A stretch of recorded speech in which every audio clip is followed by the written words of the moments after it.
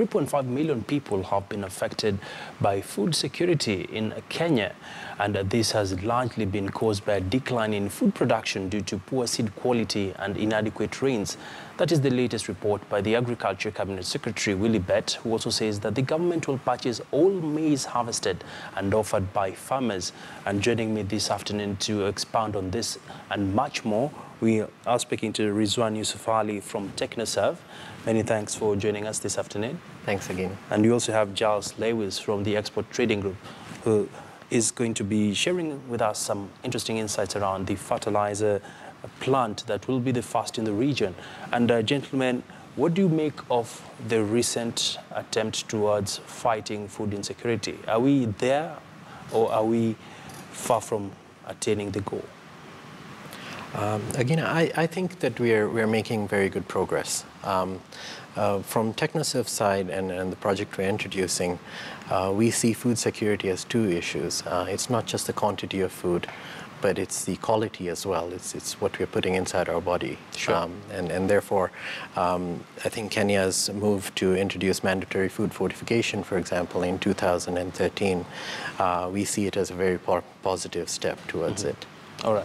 And I do know TechnoServe has entered into a partnership with the Bill and Melinda Gates. Just walk us through this and the significance of it. Yes, we're actually very privileged and excited to be awarded $10 million funding to accelerate achievement towards food fortification goals. And this project is across 3 countries. It covers Kenya, Nigeria, and Tanzania over 4 years, so we'll be involved for the next 4 years. And it's primarily looking at accelerating the food fortification goals. Food fortification is mandatory in all the 3 countries on staple foods, a selection of staple foods. And we want to try and make progress towards it by facilitating knowledge, expertise, and experience from countries that have achieved this very well and transferring it to food processors in Kenya. Interesting. And speaking about food processing, Giles, of course, farm input costs have been one of the biggest deterrents for Africa in terms of boosting productivity for the farmer. And when you look at a simple example like the cost of fertilizer, it is a big hindrance. And perhaps what needs to change so that we can have a different narrative around this?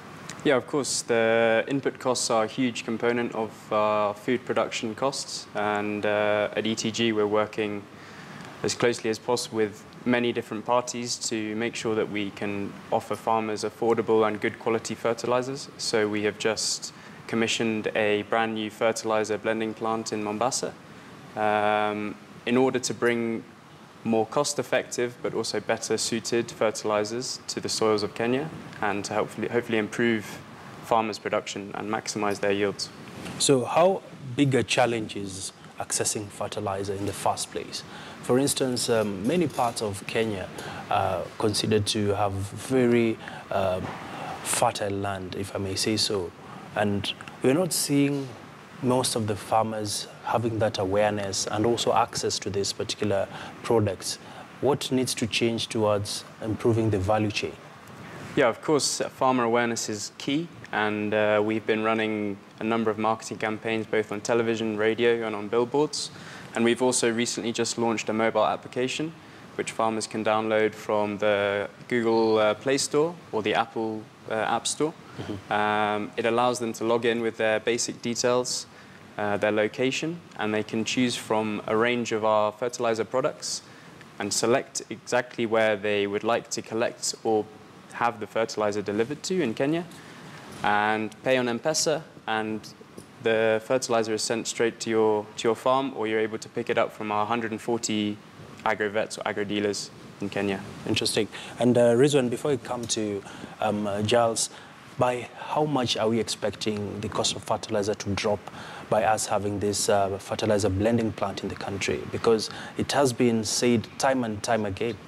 Yes, I think what stands ETG's plant out from other plants that have opened up in the region is that we're at the port of Mombasa, which gives us a bigger competitive advantage in terms of logistics costs. We're able to bring goods in directly from overseas, but we're also talking with local suppliers in order to hopefully bring that cost down, and we'll pass it straight on to the farmer. Passing it on to the farmer, Rizwan, is a 50-50 affair. It may work, it may not. And I just want to get your closing remarks, really. As TechnoServe, where are we headed in regard to food fortification, and what will be the end game towards this? We feel that we are headed in a very positive direction. I think we are building some key partnerships in Kenya. For example, we are working with the Cereal Millers Association in Kenya, which members of the Cereal Millers Association account for almost 80% or more of the wheat milled in the country. Sure. And almost 30 to 40% of the maize milled in the country. So that to us is a great platform to build with, because that gives us access to such a large number of the population. And if we strengthen the capacity of the food processing sector, we see several advantages. The food processing sector is a connector.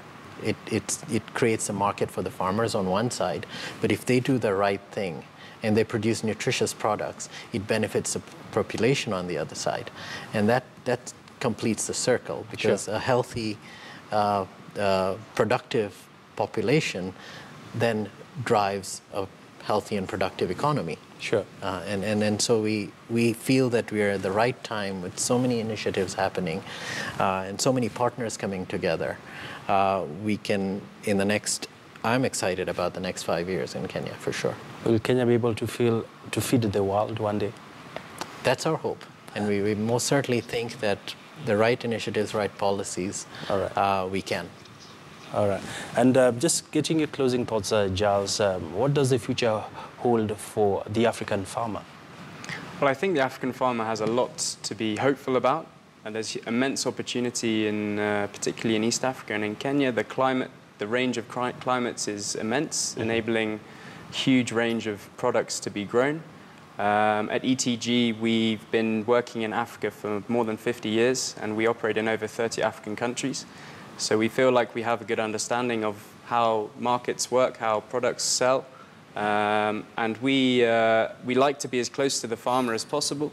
So we have a number of warehouses and distribution outlets which enable us to sell our products to the farmer, but also allow them to sell their produce back to us, which links the farmer directly into the international markets for export or for internal distribution. All right. So I think the farmer has a lot to look forward to over the next 5 years. There's a lot of initiatives by the government with the railway from Mombasa, which will bring logistics costs down for products moving in, which will benefit farmers. All right. Many thanks, gentlemen. It's been a pleasure speaking to you this afternoon.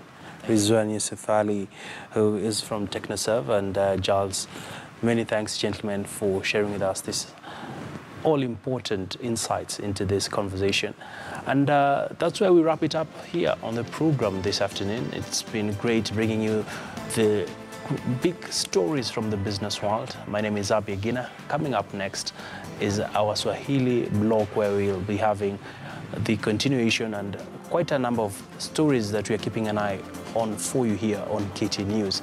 Let's do this tomorrow, same time, same place. Have a lovely afternoon.